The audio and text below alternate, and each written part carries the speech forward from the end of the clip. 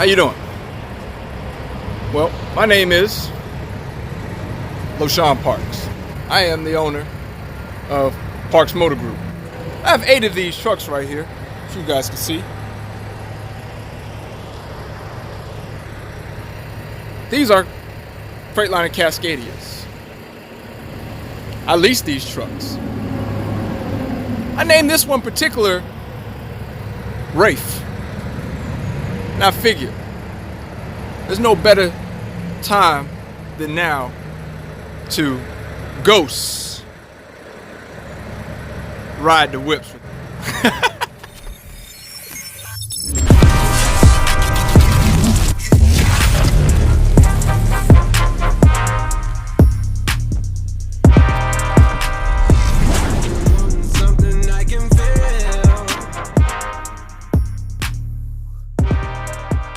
Yo, welcome back to another edition of Trucking with Loshawnparks, where y'all could have been anywhere else in the world, but y'all here with me in the 2019 Freightliner Cascadia that just literally let off a burp.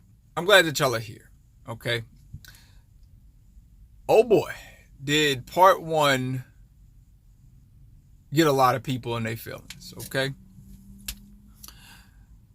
I gave a disclaimer. I said that there would be people that would get butthurt behind it. I didn't think that it would be certain individuals, but neither here nor there. It don't matter, okay? Nobody is going to make me feel differently about how I feel about part 1. And if you were upset or got in your feelings about part 1, you're not going to like part 2 then. In part 2, I'm going to need y'all to take your feelings out of the situation, and I'm going to need you to pay attention to reality, okay? So what part 2 is going to be mostly about is reality, okay? A lot of people missed the meat of the message in the first video, and that's why they were in their feelings, and it had nothing to do with what they was thinking it may have to do with, okay? What part 1 was about had to do with conventional thinking, okay? Some people took it as knock on owner operators, which if you took it as that, then that's you, okay? Some people took it as, or I shouldn't say some people, a person took it as a shot at people with authorities. It had nothing to do with authorities at all, okay? Nothing to do with authority at all.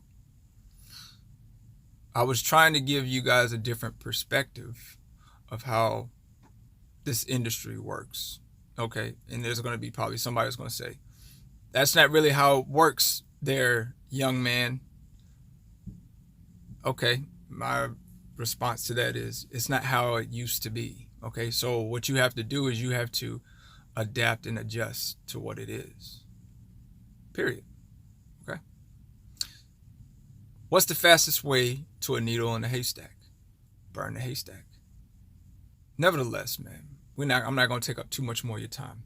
This is part 2 to Programmed Wrong. I'm sure there's going to be a response video or a rebuttal probably that will come out. Let me give you my 2 cents. I don't care. All right. Let me also tell you this. I don't ask for anybody's opinions. You know why? Because opinions don't matter. But I tell you what I am pretty good at. I'm pretty good at being Loshawnparks. I'm pretty good at doing what I do. Without further ado, 50,000 style on this. I just don't need nobody in a response to smile on this.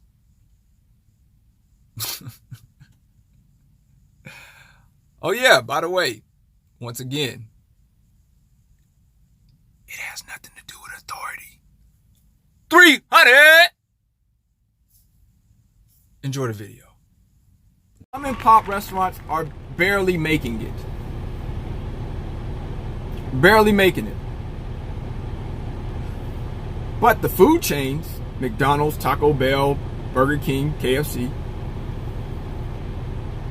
they seem to be elevating. Where the solo person who just thought about doing it one truck one trailer operation and being good with that, you've plateaued yourself. You've thrown yourself into a plateau mind frame. You're only going to make so much with that one truck. So what do? You start making excuses on why you don't want to work that hard, why you're not going to lease trucks. I wouldn't do that. That's too much. I ain't going to be paying for these trucks are too expensive. Shit is a write-off, dog. The thing is, everybody always talks about, what are you profiting? What are you making? Tell me how a guy with one truck, one trailer, owns everything, will ever be able to compete with me if every year I'm adding on an additional 5 trucks to a fleet, or doubling it each year. So if I did 5 trucks in the first year, the following year or the second year, I double that amount. So I would add 10. So I would be at 15 trucks going into year number 3. How the hell are you ever going to be able to catch me? You won't. But what you'll say is that, oh, you're up to debt. You are over your head. You are. What about your drivers? You're not doing your. What happens if all your drivers just quit? If all your drivers just quit, which the chances of that happening, all your drivers just quitting, is probably about a 99% chance of it not happening. When have you ever heard a company where all the drivers have just walked out? Not due to the fact that the carrier lost their trucks or anything, but where the drivers just pulled up to the terminal or parked them somewhere and all got out and said, we don't want to drive for them no more. It's unrealistic. It's not going to happen. You may lose a driver or two here or there, and then you have 2 trucks that are available, which you do a hiring for it, and you fill the truck. But even if I have 2 or 3 trucks down and I have 15 trucks that I leased through the dealership, Freightliner that is, okay, which my contract states after 3 years, I turn them in and get newer trucks to replace those because the warranty will start to go out on them. Or I can extend it out for an additional year, which would be 4 years, and I could own the truck, and then guess what I get? I get the title for it, right? But then even with me getting the title, I still wouldn't keep the fucking truck once I got the title. Because the truck to me is a tool. It's not a fucking trophy to me. I don't care about these trucks. I utilize these trucks to make money. The guys who wave around their title don't realize how they're setting themselves up for being plateaued. Excuse me. At the end of the day, or the end of the year, shall I say, when it's time to compare numbers, bank accounts, it's no way, once again, even if when I have 5 trucks, that a owner operator with 1 truck and owns his title is competing with my 5 lease fleet trucks. You're not. That's reality. You're not. You may feel like you are. You may throw the little simple-minded shots, but you don't own any of your trucks. So? You rent your trucks. So? What does the bank account say? Does my bank account trump yours? Am I making more money in this industry than you are? Do you have it figured out, or is it that I have it figured out? Because I've come into the industry to make money. I didn't come in this for a badge of honor to wave around that I own a truck. That sounds stupid to me. If you're a business owner or you're a business person, this is how you prove it to me. Show me where your bank account is steadily increasing year to year. Show me where you're adding things to your business to continue it growing, generational wealth, what I preach on my channel. Show me where you're doing that. So when an owner operator who owns a truck walks up to me, you can't tell me shit. We don't see eye to eye. We ain't on the same level. We don't shoot in the same gym. We don't even play in the same league. There's no way in the world I could make sense to you when I got millions on my mind and you got thousands and titles on your mind. It's about ownership, right? what you own. Ugh, it's too much debt. You live in a country that teaches you to stay in debt. You live in a country that teaches you to make just enough to bury your ass when you die. Just enough to make your bills where you can't become a millionaire unless you crack the code of the matrix. So y'all mad at me because I cracked the code and I don't keep conventional thinking. I looked at the mega carriers and I said, damn it, what is it that they have in common? All of these mega carriers have in common that they're millionaires, okay? And some people are probably going to say, well, those are publicly traded companies. Prime Inc. is not publicly traded. Rob Lowe is a million, maybe billionaire. Okay? He's not publicly traded. So, but anyway, back to what I'm saying. What is it that they all have in common to making these millions? Come on, y'all. Y'all tell me, what is it that they all have in common? They don't own no fucking truck.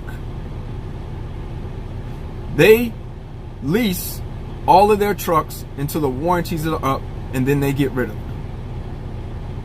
This is why the mega carriers have all of the new equipment and everything else. This is business. It ain't personal. It ain't personal. And once again, to my owner operators that do have their title and they understand the game, and they're not the ones walking around saying you shouldn't do that way, you're foolish for doing it that way. For the ones that are owner operators that are humble about it, once again, I salute them. Because they're humble, they understand it. They're not going out there and telling a man or an individual that has big dreams to not do it. He would just probably say, you know, me personally, I wouldn't do because, you know, I don't plan on getting that big. And I can respect that. I can respect the owner operator of that caliber that says that. But the owner operators that get under my skin, or the lease drivers that get under my skin that have a problem with my fleet building at RST, y'all are the simps and the saps of this industry. You find flaw in everything. If one driver says he's making $2 a mile, oh, that ain't shit. I'm making $4 a mile. What we call the one-upper. Everything is better on your side, right? Everything is better on your side. It's the same ones that'll go out and get an authority, and then 2 years later, they bellied up. Truck gone, authority gone, they back being a company driver. But good news for them. So when you belly up, or when it just gets too tough for you on your authority, guess who got a job for you? I got you. And guess what truck I'm going to put you in? A truck that I'm leasing. And guess who's still going to make some good money? You are. And so am I. For the ones that think that I'm doing my business model wrong, all I say to you guys, continue to watch. And just like Chris, owner of RST, in 2 years, when I have 10 trucks or more, tell me how you gonna keep up. Because then, all you're gonna be able to say is, that boy Lo said he was gonna do what he did, and he did it. I told y'all, I'm shooting for Fortune 500 magazines. I ain't shooting for truck show parking lot or truck show gratification. Because I got a nice shiny 389, 387 Peterbilt, and I got the title. I'm a true owner operator. Kudos to you. This is food for thought, man. Y'all do the dishes.